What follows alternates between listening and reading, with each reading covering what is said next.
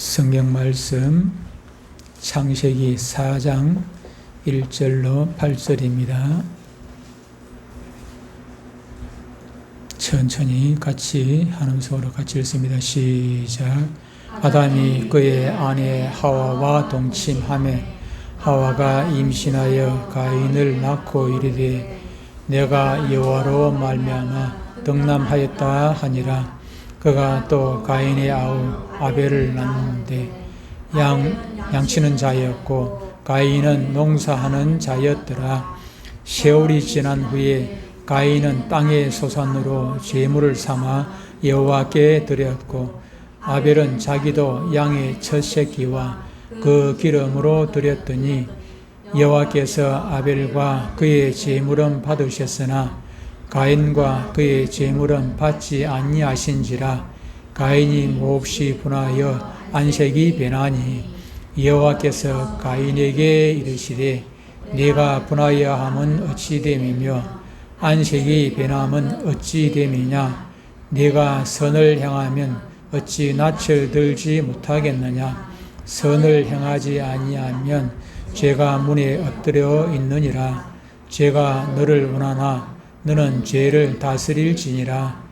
가인이 그의 아우 아벨에게 말하고 그들이 들에 있을 때에 가인이 그의 아우 아벨을 쳐 죽이니라. 아멘. 오늘 말씀의 제목은 아담의 아들들. 우리는 지난 몇 주간 동안 창세기의 위대한 서두를 아담이라는 거대한 신앙의 중심축을 통해 가지고 하나씩 살펴보고 있습니다. 1장의 제목을 뭐라고 했습니까? 1장의 제목. 1장의 제목. 아담의 창조. 천지 창조를 했다가 아담의 창조로 바꿨어요. 천지 창조가 틀린 말은 아닌데 그 중심이 아담이라는 것입니다. 다 창조했는데 아담이 없으면은 보시기에 심히 좋은 상태가 되지 못하겠죠. 그래서 그 중심이 아담이기 때문에 아담의 창조로 제목을 바꾸었고, 여러분들도 그 외우기 쉬우라고 1장부터 5장까지 제목을 첫 소절은 무조건 아담이 들어가는 것으로 그렇게 제목을 만들었습니다. 아담의 창조를 해가지고 아담만 창조한 것은 아니고 하나님께서 천지 만물을 창조하시고 맨 마지막에 하나님의 형상, 하나님의 모양을 닮은 사람을 창조를 하십니다. 창조를 하시되 남자와 여자를 창조하시고 그들에게 천지 만물은 아니고 천지 만물이라고 저는 생각했는데 제가 어제래 또 오늘 설교를 준비하면서 가보니까 천지 만물이 아니고 아담이 다스릴 수 있는 거는 땅의 것이에요. 땅의 것. 해, 달, 별 저런 게 아니고 땅의 것.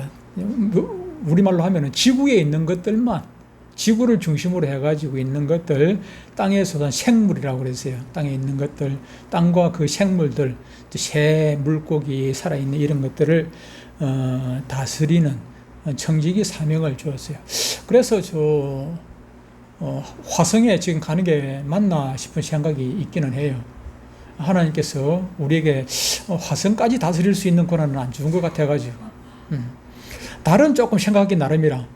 달은 지구를 중심에서 일단 돌고 있으니까, 지구의 위성이니까, 달은 또 조금 긴가민가 그런 생각이 드는데, 아니라고 생각할 수도 있어요. 그죠? 하늘에 지금 달을 주어가지고 밤을 주관하게 하셨으니까 달은 아니라고 생각할 수도 있기도 한데 또 조금 넓게 생각하면 어쨌든 달은 또 지구를 중심에서 돌고 있는 지구의 위성이니까 지구의 부속물이라고 볼 수가 있어요. 그래서 달까지는 조금 제가 하나님 같으면 조금 용납을 할 수 있겠어요. 제가 하나님 같으면. 근데 화성에 가고 어디 가고 하는 거 그거는 조금 너무 인간에게 준 어떤 그 청지기의 사명의 범위를 넘어서는 것은 아닌가 그런 생각이 들긴 했어요. 지난번 설교할 때는 그걸 몰랐는데 오늘 설교를 준비하면서 그 생각이 들더라고요. 그 생각이 들었고 1장 어쨌든 아담이 창조의 중심이고 하나님께서 또 아담에게 청지기 사명을 주셨다 하는 것이고, 1장에서 있어가지고 또 중요한 구절이 1장 31절인데, 하나님 보시기에 심히 좋았더라 하는 것입니다. 왜 그러냐면은 그것은 맨 마지막에 우리가 다시 돌아가야 될 그 목표 지점이기 때문에, 하나님 보시기에 심히 좋았던 그 상태로 돌아가야 되는 것. 우리가 지난주에 복음에 대해서 말씀을 제가 복음에 대해서 설명을 쭉 하는데, 신학적으로 이렇게 뭐 길게 설명할 수가 있는데, 간단하게 이야기하면은 복음은 회복이다. 그래서 회복. 어디로 회복이냐? 하나님 보시기에 심히 좋았던 그 상태로 회복하는 길을 가르쳐 주는 것.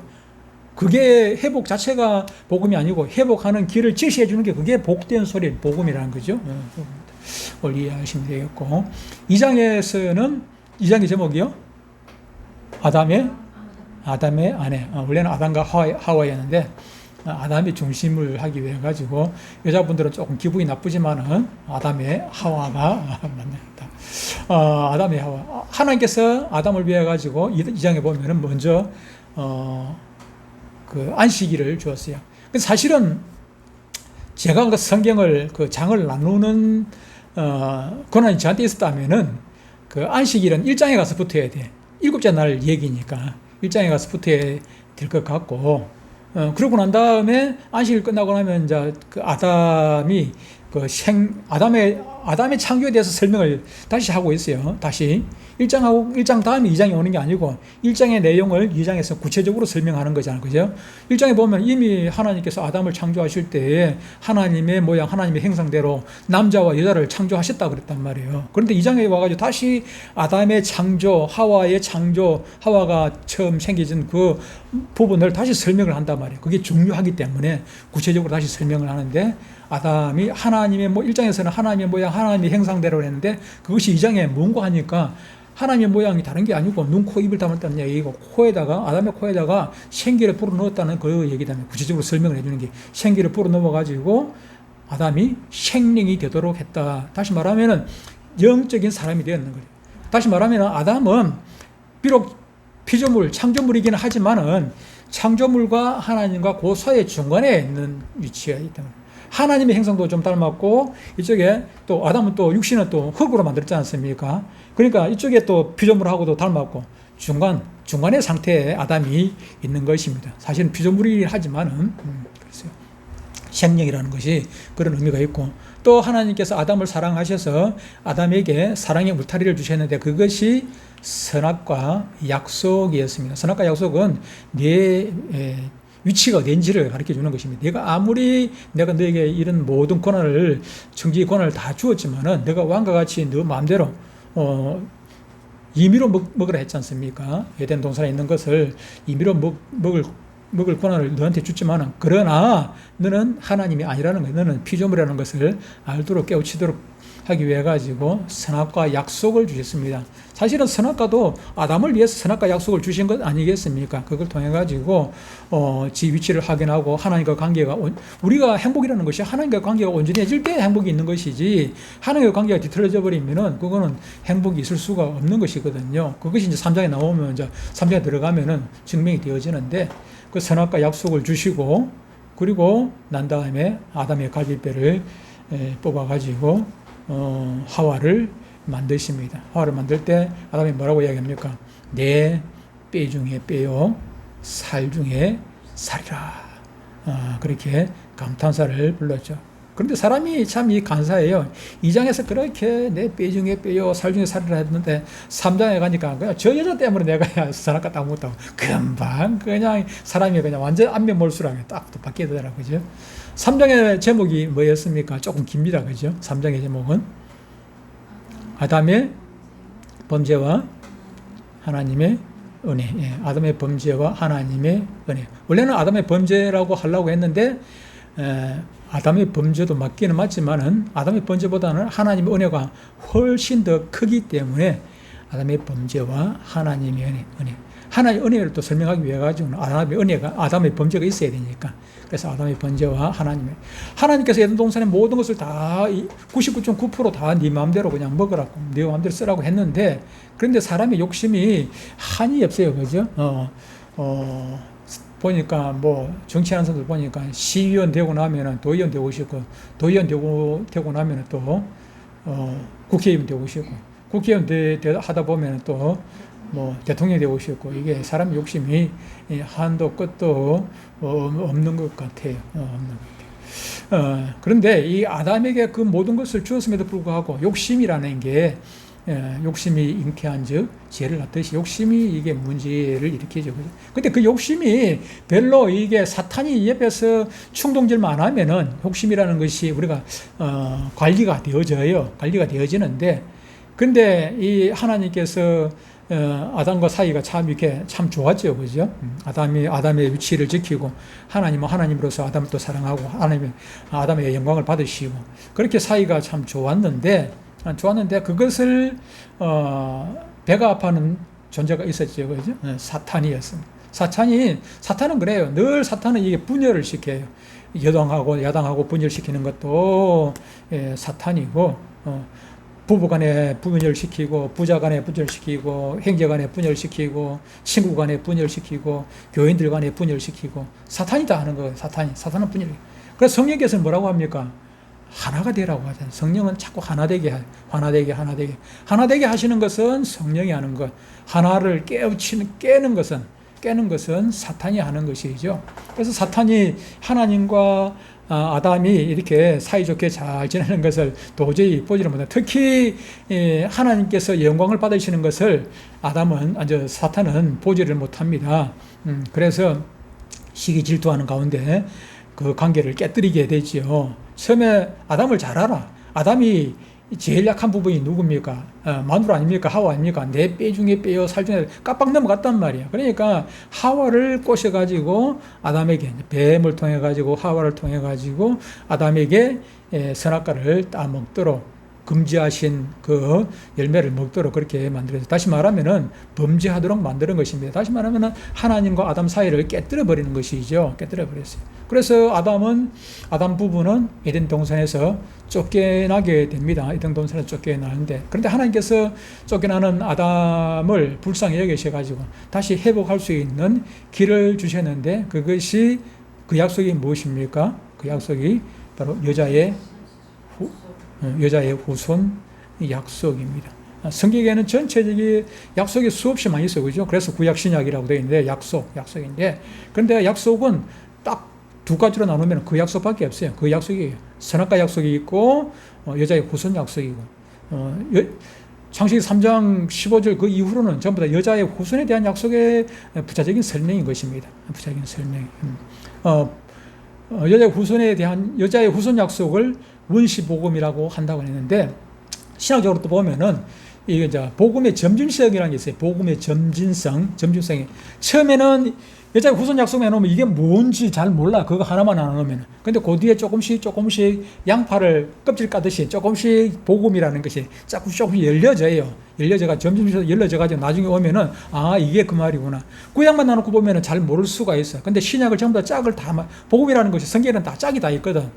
짝이 있어가지고 신약까지 딱 연결해 보면은 이게 무슨 뜻이었구나 하는 것을 이해가 되겠지. 그러니까 복음의 점진성이다. 처음에는 잘 이해가 긴가 민가 하다가 나중에 조금 듣고 하다 보면은 그것이 이제 복음이 충분히 이해가 되도록 하기 위해 가지고, 원시복음 하나만 보면은 이거 하나만 놓고 보면 이거 무슨 뜻인지 이해가 잘 안 갈 것입니다. 그래서 사장에 보면은 아담 부부도 잘 이해를 못했던 것 같기는 해요. 3장에서 이렇게 이제 마지막에 그 여자의 후손 약속을 주시고, 그리고 떠나가는 그들에게 또 한 가지 더 은혜를 베풀어 주시죠. 그렇죠? 그들은 이 부끄러운 부분을 가리기 위해 가지고 모가나무 잎을 엮어서 그렇게 했는데, 이게 빛이 나니까 그냥 쓸모가 없어요. 가려지지를 않는 거예요. 근데 하나님께서 그걸 불쌍히 여겨 주시고, 짐승을 잡아서 가죽으로 치마를 변하지 않는, 찌르지도 않고 완전히 튼튼한 영구불변의 치마를 하나 딱 만들어 주시는 것입니다. 주셨어요. 그래서 에덴 동산을 그들이 이제 그렇게 떠나가게 되었는데, 사실 에덴 동산에서는 얼마나 좋습니까? 에덴 동산 그렇게 행복하게 살다가 에덴 동산 바깥의 삶이라는 것이 참으로 힘들지요. 얼마나 힘들겠습니까? 에덴 동산 바깥에 나오자마자 그들은 땀을 흘려야 먹고 살 수가 있는 그런 형편이 되었고, 또 하와에게는 그냥 뼈가 뒤틀리고 또 막 깎이는 그런 고통, 말도 못하는 그런 고통 가운데 자식을 낳아야 되고 그런 고통이 있었어요. 그래서 그들은 늘, 그럼에도 불구하고 그들은 소망이 한 가지 있었습니다. 그들에게 무슨 소망을 주었습니까? 이자 후손에 대한 소망을 주었단 말이에요. 그래서 그들은 그걸 소망을 붙들고 그렇게 살아가게 됩니다.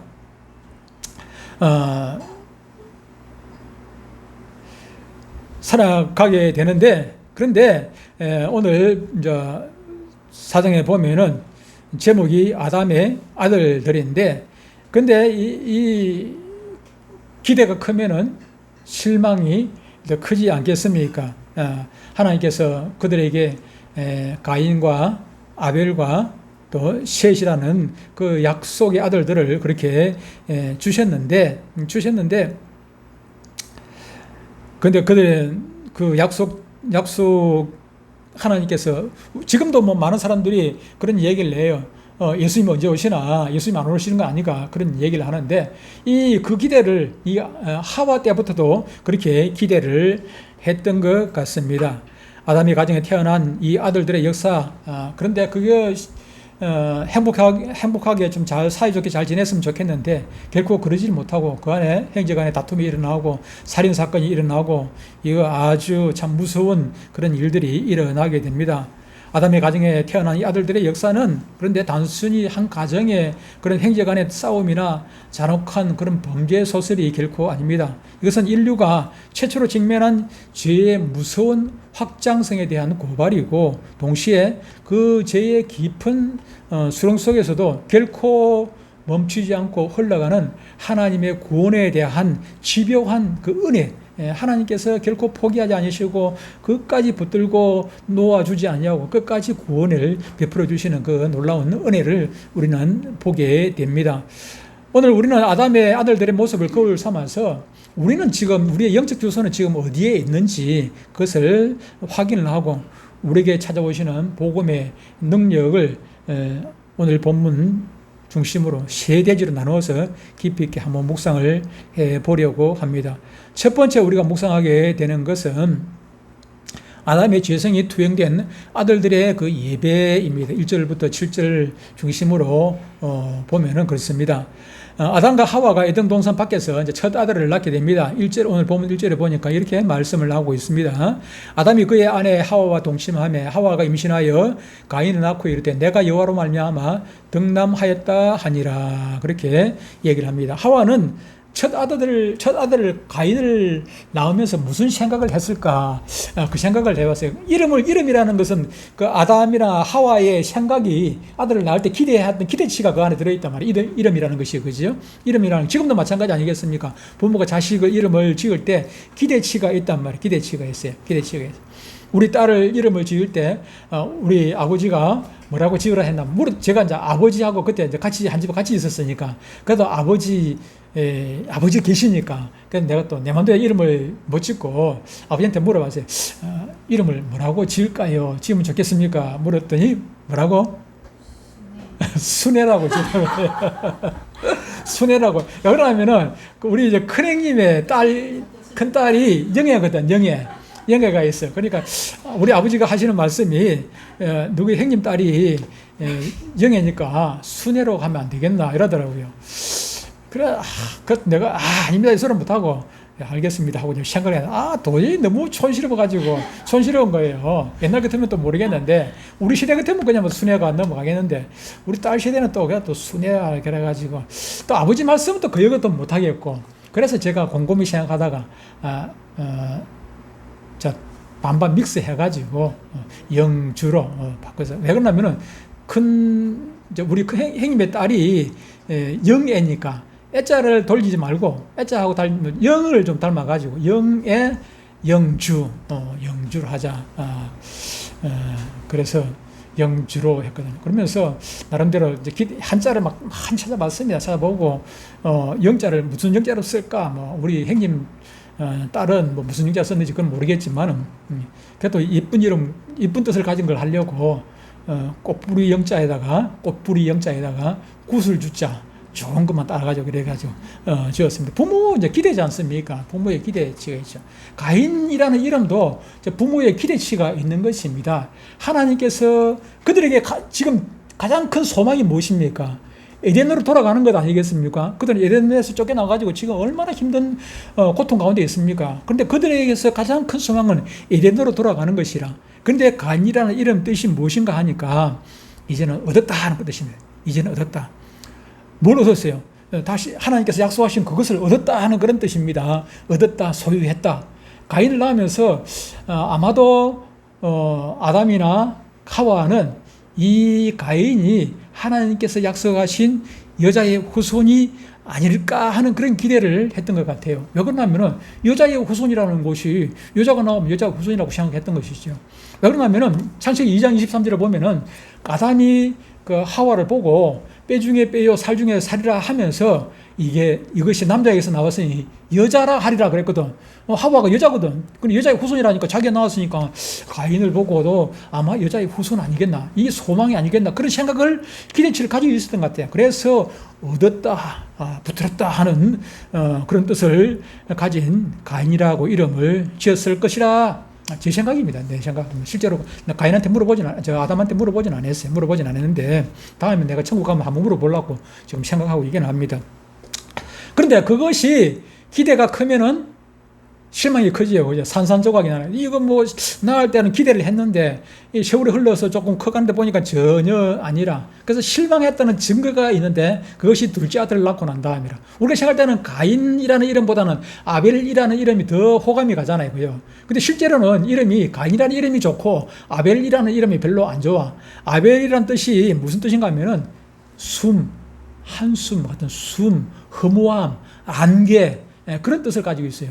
다시 말하면은 가인한테 기대를 했다가 실망을 하고 지금 막 고통 가운데 있다 보니까 이게 아예 그냥 아벨은 이름도 그냥 너무 요즘 아마 이렇게 아벨이라고 이름을 지었으면은 아마 그 뒤에 커가지고 계명을 했을 것 같아. 계명을 했을 것 같은데 너무 허무함 뭐 이런 뜻을 안개는 그나마 생각하면서 이름이 좀 부드러운 모습이 있으니까 그나마 낫긴 하는데.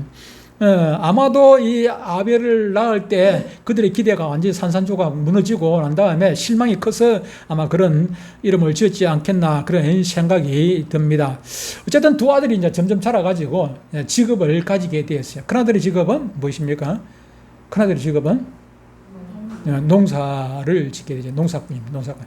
둘째 아들 아벨의 직업은 양을 치는 자였어요. 그래서 이들이 이제 그들의 농사를 짓고 또 양을 치고 그래서 양을 첫 새끼를 넣고 그래서 그걸 가지고 하나님 앞에 제사를 같이 이제 드리게 됩니다. 가인은 농산물로 제사를 드리고 또 아벨은 양의 첫 새끼와 그 기름으로 제사를 드립니다. 그런데 4절과 오늘 보면 4절과 5절에 보면은 참 성경 역사상 가장 무거운 긴장감을 자아내는 그런 선언을 하고 있습니다. 뭐라고 얘기합니까? 여호와께서 아벨과 그의 제물은 받으셨으나 가인과 그의 제물은 받지 아니하신지라. 오늘 이 자리에 여러분들이 쭉 나와 계시는데 헌금도 하고 같이 예배를 드리는데 이렇게 더운 날씨에 여기까지 와가지고 땀 찌게 흘리면서 여기까지 와가지고 이렇게 힘들게 와서 예배를 드리는데 어떤 분의 예배는 받으시고 어떤 분의 예배를 안 받으셨다 하면은 그 수고가 헛수고잖아요. 얼마나 이게 참 허망합니까? 아마도 가인의 마음은 충분히 이해가 가기는 갑니다. 그런데 이 부분에서 아벨과 그의 제물은 아벨이 드린 그 양의 제물은 받으시고 가인이 드린 그 곡식의 소산 제물은 받지 않으셨다 하니까 사람들이 오해를 해요. 하나님은 고기를 좋아하시고 피를 좋아하시는 같다. 그렇게 생각을 하시는 분들이 간혹 있기도 합니다. 그런데 사실은 그게 아니고 레위기에 보면 이제 그 제사 예법이 쭉 나와 있는데 보면은 하나님께서 곡식도 받으시지 않습니까? 행편에 따라가지고, 사람 행편에 따라가지고, 곡식으로 그렇게 제물을 드려도 하나님께서 다 받으신단 말이에요. 문제는 제물이 문제가 아니라, 보니까 오늘 4절, 5절에 보니까 여호와께서 받으신 것은 제물만 받으신 것이 아니지 않습니까? 아벨도 받으셨단 말이에요. 가인이 제물을 받으신 것이 아니라, 가인도 받으셨다네요. 가인과 그의 제물. 하나님께서 받지 않으신 것은 재물만 받지 않으신 것이 아니라 가인까지도 받지 않으셨다, 그런 얘기를 합니다. 무슨 얘기입니까? 가인에게 문제가 있는 것이라는 것이죠. 아벨에게는 문제가 없었는데, 여기서는 정확한 설명이 좀 덜 되어 있는데, 그런데 우리가 잘 아는 믿음의 장, 히브리서 몇 장? 11장. 히브리서 11장 믿음장인데, 히브리서 11장 4절에 보니까 설명을 해주고 있어요. 믿음으로 아벨은 가인보다 더 나은 제사를 하나님께 드림으로 의로운 자라 하시는 증거를 얻었으니, 하나님부터 하나님께서 가인의 제물을 받으신 것은, 아벨의 제물을 받으신 것은 아벨이 믿음으로 그 예배를 드렸기 때문에, 그 제사를 드렸기 때문에 받으셨다 하는 것입니다. 다시 말하면은 가인의 제사를 받지 않으신 것은 가인은 믿음으로 드리지 못했다, 그런 얘기입니다. 제물이 문제가 아니라 제물을 드리는 사람이 문제였던 것 아니겠습니까? 제물보다 예배인 사람의 문제인 것입니다. 아벨의 제사는 믿음이 있었고 가인의 제사는 믿음이 없었다 하는 것입니다. 다시 말하면 가인 드린 그 제사는 제사의 본질이 빠져버리고, 본질이 무엇입니까? 믿음이 있어야 돼. 믿음이 빠져버리고, 믿음이 빠진 제사, 다시 말하면 행식적인 제사, 그냥 타성에 젖어가지고 주일이니까는 그냥 와가지고 교회 와가지고 1시간 앉았다 가는 것, 목사 얼굴 누도장 한 찍고 그냥 가버리는 것, 선전, 우리 하는 말로 성전 문지방만 받고 가버리는 것, 목사는 만나고 가는데 하나님은 못 만나고 돌아가는 것, 그런 것이죠. 목사 만나고 돌아가면 뭐합니까? 목사는 못 만나도 하나님 만나고 가야지, 그죠? 오늘날도 마찬가지입니다. 종교적 그런 의무 때문에 와가지고 앉았다가 가는 것, 그것은 결코 하나님께서 받으시지 않는 그런 예배가 헛수고, 그럴 바에는 차라리 집에서 그냥 쉬는 게 낫습니다. 말라고. 여기까지 와가지고 그냥 뭐 하나님 받지도 않는 그런 제사를 드릴 이유가 어디에 있겠습니까? 가인은, 아벨은 어떻게 믿음이 있었겠습니까? 그 당시에 누가 뭐 가르쳐 주겠노? 가르쳐 줄 사람은 아담밖에 없어요. 자기 아버지밖에 없어요. 아버지가 지금 제가 말하는 것은 아담이나 뭐 셋이나 이런 사람들이 전부 다 선지자라고 저는 얘기를 하는 사람입니다. 선지자. 아담으로부터 지금 이게 자기 가인이나 아벨에게 이렇게 왜 우리가 에덴 동산에서 쫓겨나왔는지를 가르쳐 주었단 말이에요.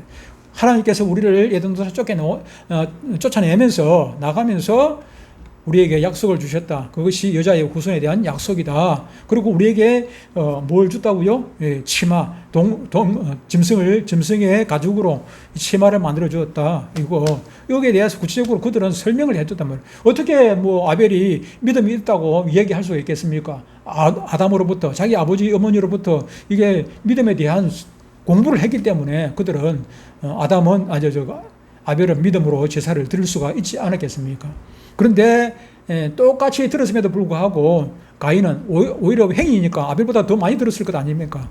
그럼에도 불구하고 가인은 아버지가 범죄할 때 가졌던 옛날에 그 죄의 속성, 즉 내가 내 삶의 주인이라는 것입니다. 내가 내 삶의 주인이고 내가 하나님 앞에 제물을 드리는 것이고, 드리고 싶으면 드리고 드리기 싫으면 말고 내가 주인공이라. 그리고 내가 제물을 드리고 예배를 드리면 하나님은 반드시 나한테 복을 주어야 한다는, 요즘도 그렇게 착각하고 있는 사람들이 있어요. 내가 하나님 앞에 이렇게 뭐 헌금도 이만큼 하고 내가 이렇게 하나님 앞에 뭐 충성했으니까 하나님 반드시 나에게 복을 줘야 된다고, 뭘 줘야 된다고 그렇게 착각을 하시는 그런 분들이 간혹 있게 됩니다. 결코 그런 것은 아닙니다. 우리가 다 드리고 다 드려도 우리는 부족하다고 생각해요. 다 드려도 내 몸, 마음까지, 내 목숨까지 드려도 우리는 부족합니다. 부족해요. 그러다 보니까 이 가인은 하나님 앞에 제사를 드리고 자기가 그럼에도 그 제사를 하나님께서 받지 않았다 하니까 오히려 막 열이 나는 것입니다. 그렇지 않습니까? 여러분들이 이제 앉았는데 제가 우리 딸 보고 예배 시간에 졸면 되냐고 제가 꾸지람을 냈어요. 예를 들어가지고 꾸지람을 하면은, 그러면은 기분 나쁘다고 쫓아나가야 됩니까? 다음부터 안 졸라고 그 마음에 결심을 해야 됩니까? 안 졸라고 결심을 해야 될 것 아닙니까? 결심을 해야 돼요. 주일날 교회 나오는데 빈손으로 나왔어. 성경에는 빈손으로 나오지 말아 했는데 주일날 교회 나올 때 빈손으로 나왔어. 그것이 성경적이 아니라고 내가 얘기를 하고, 다음부터는 적은 물질이라도 좋으니까 물질을 드려야 합니다. 주일날 교회 나올 때는 빈손으로 나오면 안 됩니다. 제가 그렇게 얘기를 하면은 그렇게 듣고 다음부터는 회개하고 내가 몰랐구나 깨닫고 다음부터는 그렇게 고치면 되는 건데 그걸 기분 나쁘다고 그냥 나가버리고 어제 내 돈 교회는 뭐 돈만 밝힌다 하고 다른 교회 가면 됩니까? 그건 아니래요. 본질을 알아야 되거든요. 하나님께서 가인이 미워가지고 그렇게 한 게 아니라 가인을 사랑하시기 때문에 회개할 기회를 주신 거단 말이에요. 그런데 가인은 어떻습니까? 가인은 오히려 그냥 적반하장이라 가인이 몹시 분하여 안색이 변하니 하나님께 그냥 얼굴이 막 부그락부그락 하는 것입니다. 참된 예배자라면은 결코 여기서 무릎 단장 꿇어야죠. 하나님 감히 목사가 말하는 것도 아니고 하나님 아닙니까? 하나님이 바로 앞에서 그 말씀하시면 단장 무릎 꿇고 하나님 그냥 막 고개 딱 숙이고 머리 딱 구부리고 하나님 죄송합니다 하고 그랬으면은 그 회복되겠죠, 그죠? 그랬으면은 가인은 정말로 하나님 앞에 회복을 하고 하나님 앞에 복받는 자가 되었을 것입니다. 그런데 감히 피조물이 창조주의 주권적인 결정에 화를 내고 안색을 막 바꾸고 아담이 죄를 짓고 나무 뒤에 숨어 하나님 탓을 했던 것처럼 아담의 첫 아들 가인은 딱 그대로 닮아가지고 부전자진이 그대로 닮아가지고 예배의 자리에서조차 하나님을 대적하려고 그렇게 완악함을 보여줍니다. 여러분, 오늘 우리의 예배는 과연 어떠냐 하는 것입니다. 주일이니까 그냥 이 자리에 나와 앉아있는 그 종교적 의무감 때문에 문제방만 받고 가서는 결코 아니 된다 하는 것입니다. 간혹 내 기도, 내 뜻대로 기도가 응답되지 않는다고 해가지고 내가 하나님 앞에 드린 헌금이 얼마인데 내가 지금 주님 앞에 나와가지고 몇십 년 동안 지금 예배하고 충성하고 지금 전도한 사람이 몇 사람이나 되는데 그런데 하나님 겨우 이것도 좀 기도 안 들어주십니까? 그럴 수 있습니까? 그럴 수는 없습니다. 그럴 수는 없어요. 우리는 드리고 또 드려도 부족할 뿐이라 우리가 늘 겸손하게 그렇게 해야 하는 것입니다. 그런데 두 번째 대지 보겠습니다. 두 번째 대지는 8절부터 15절인데 죄의 확장과 인류 최초의 살인입니다. 안색이 변해가지고 가인이 씩씩거리는 가인에게 하나님께서 친히 찾아오십니다.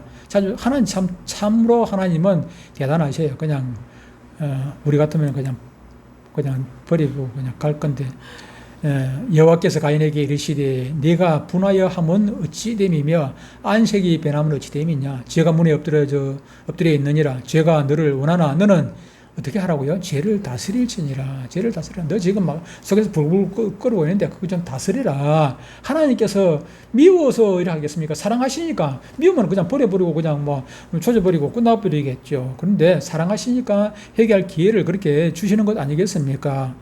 사탄이 문 앞에서 가인을 삼키려고 지금 웅크리고 있으니까 네가 좀 정신 차리고 회개하라는 것입니다.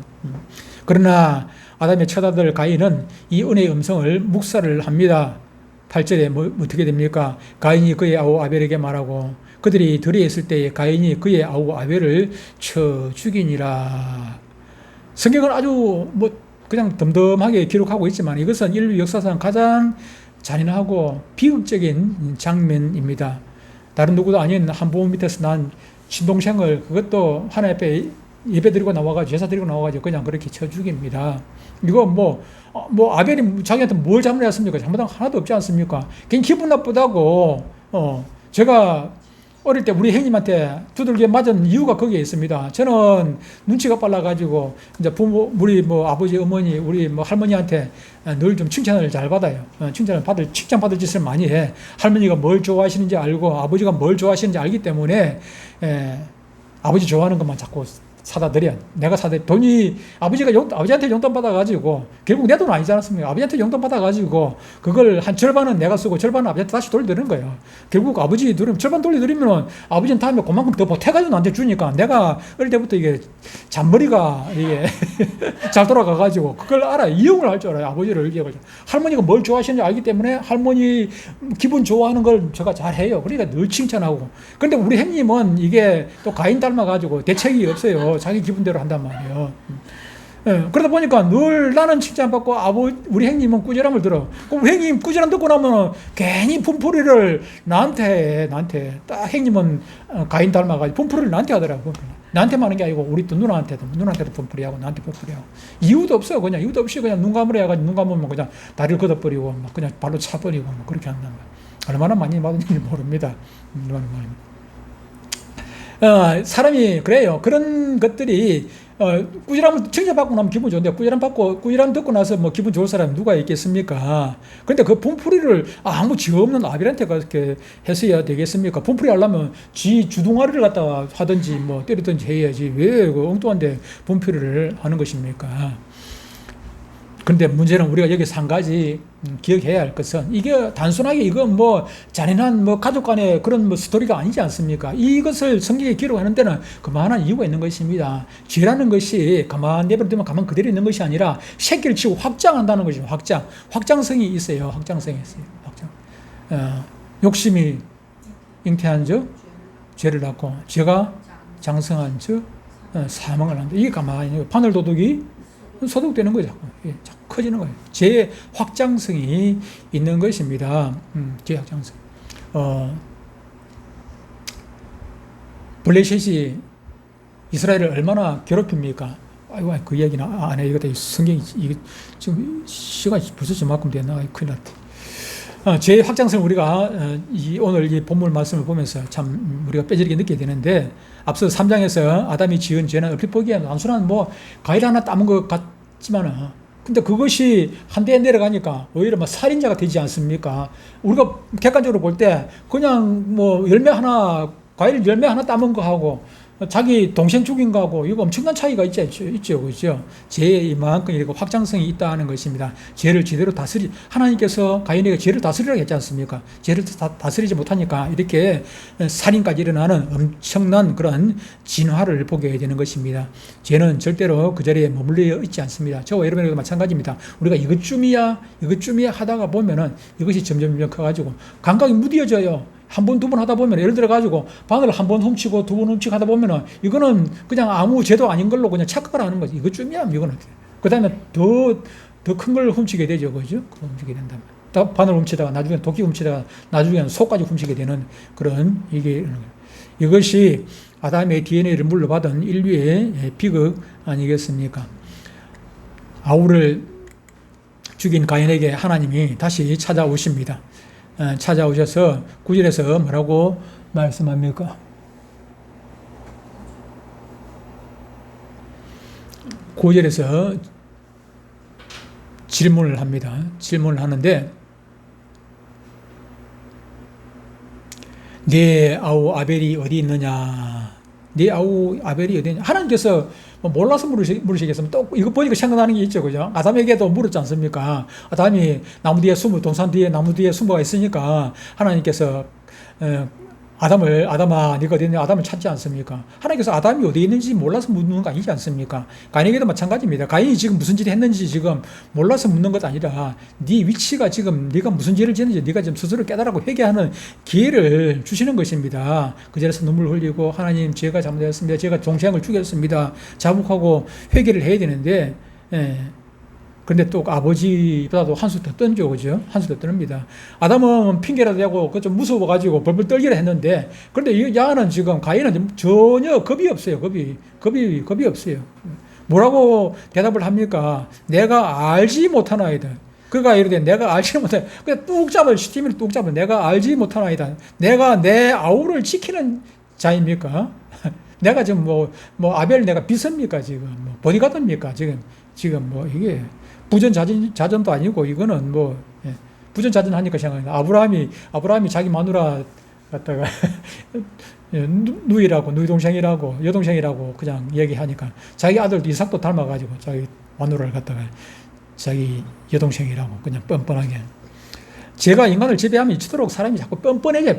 뭐라고 합니까? 우리 하는 말로 철판 깔았다가 뻔뻔해지죠. 그죠? 담대해집니다. 양심이 화인을 맞게 되면은 전혀 부끄럼도 없고 두려움도 없고 양심의 가책도 없는 것입니다. 아마도 아담 같았으면 깜빡 속았을 거예요. 하나님이니까 안 속지. 아담 같으면 안 속았겠습니까? 결국 가인은 회개의 기회를 바로 차버리고 땅의 저주를 받아서 여호와 앞을 떠나 유리하는 자가 되게 됩니다. 아담이 에덴 동산에서 추방당했듯이 그 아들 가인은 하나님의 은혜의 낯을 떠나 머나먼 동쪽 노 땅으로 완전히 하나님과 떨어진 그런 삶을 살게 되었습니다. 세 번째 대지는 죽음의 계보를 넘어서는 은혜의 아들입니다. 16절로 26절에 보면 그렇게 보겠습니다.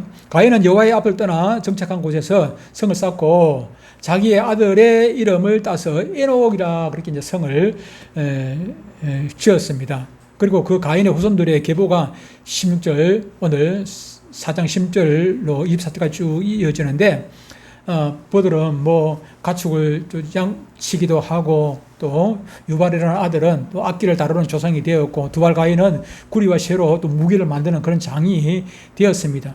그리고 가인을 쏙 빼닮은 사대손 라멕도 또 살인을 하게 되는 것을 보게 됩니다.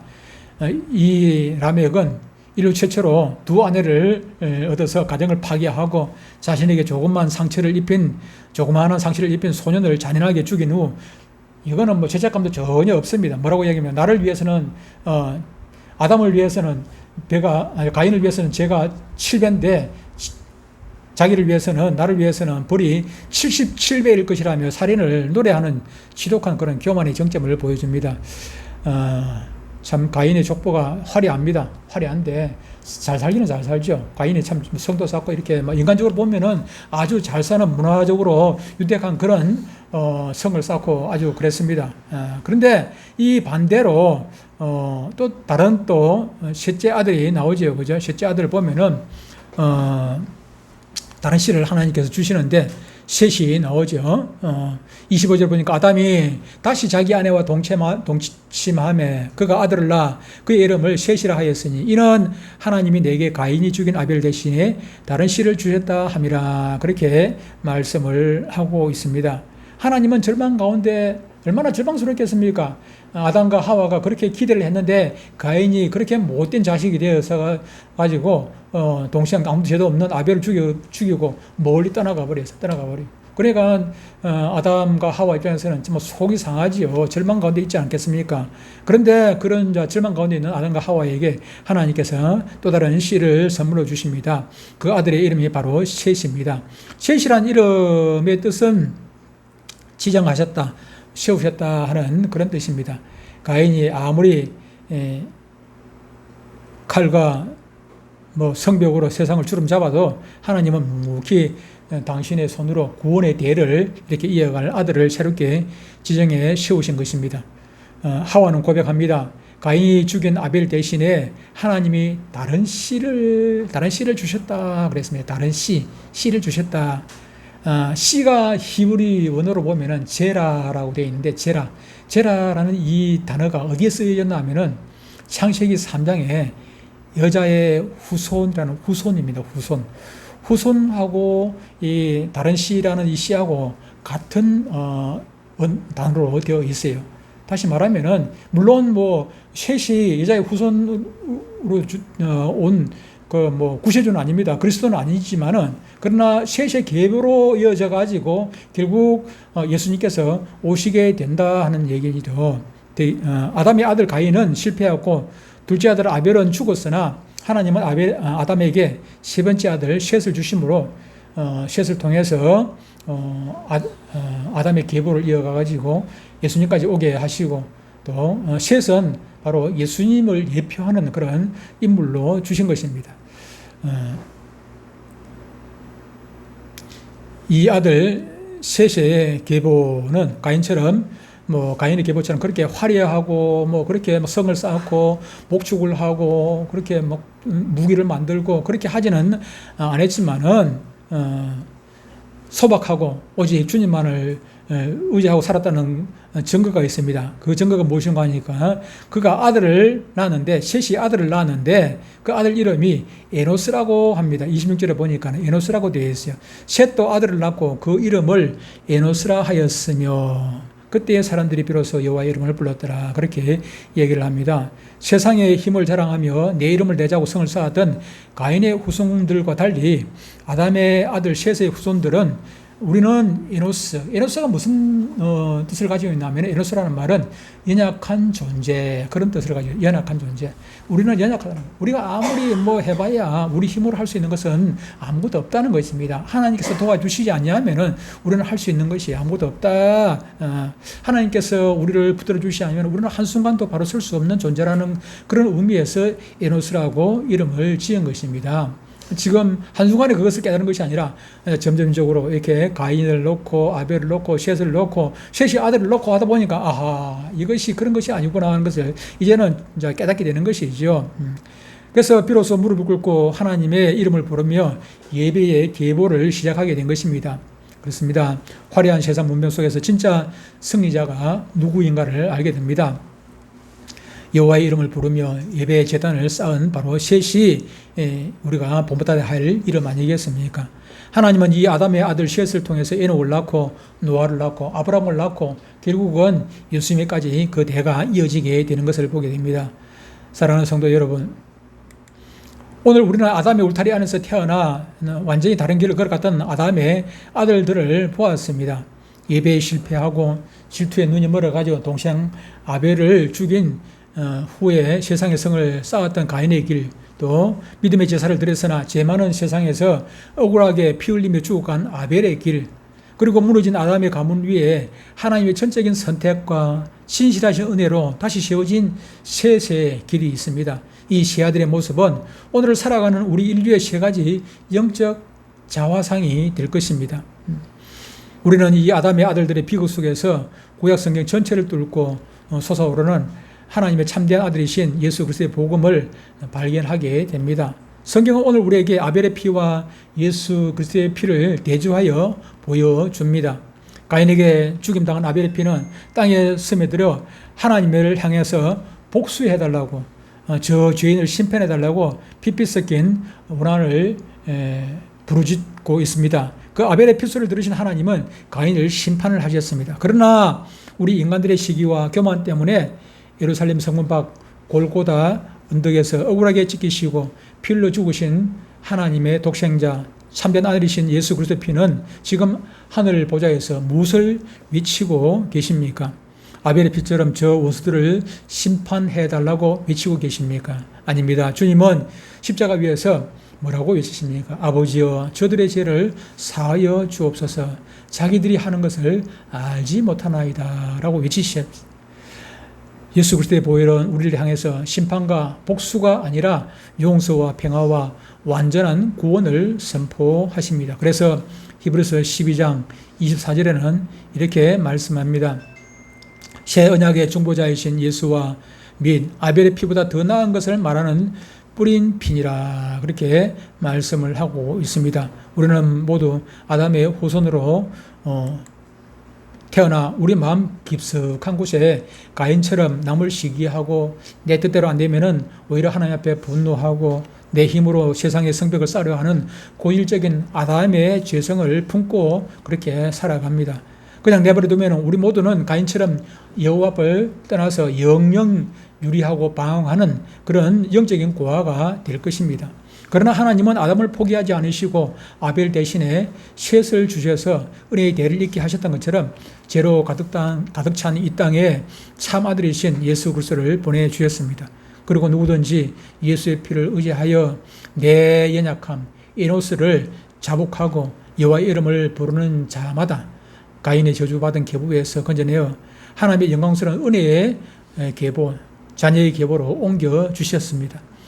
이번 한 주간 세상으로 저와 여러분들 나아갈 때 내 힘으로 뭔가를 살아보겠다고 그렇게 가인처럼 성을 쌓지 마시고 억울하게 죽은 아벨의 피보다도 더 강력한 용서와 사랑을 말하는 예수 그리스도의 십자가 보혈을 의지하시기를 바랍니다.